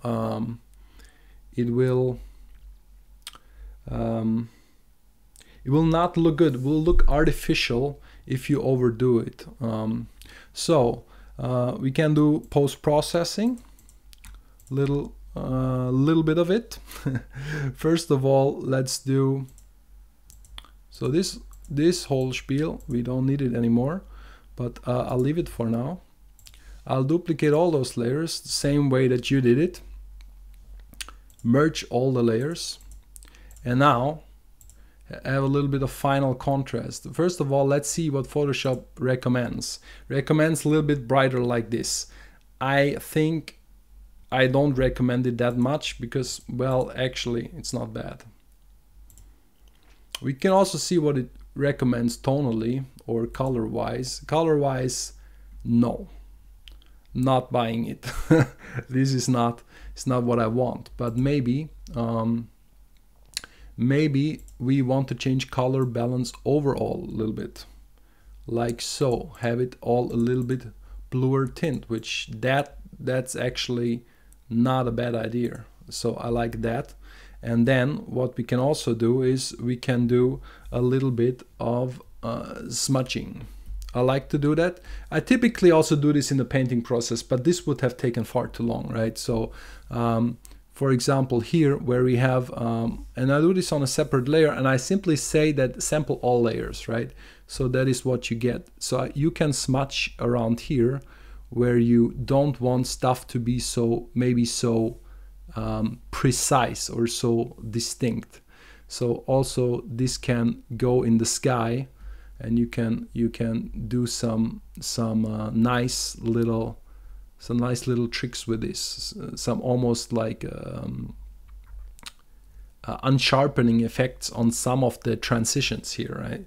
So not to be overdone, of course, but of course here it could have come in handy. So you can like change these if you want to, right? That's pretty cool. And of course you can do little stuff like smudge this grass a little bit to make it not so hard edged, but be careful with it. It's the same as with the glow. If you do it too much, if you do it everywhere, then it will just look bad. It will just look not very convincing. I like to give the impression that some of that smudges on the canvas. That's a pretty cool effect, and the same way I can say, okay, don't look here too much, and you can do little neat things that to break all the perfection, if you happen to have any, or too much. We don't have too much perfection in here because this was not taken, you know. I was trying to do this fast, and then therefore we don't have so much to break apart really in terms of perfection. But you can still like do it in here, smudge around a little bit,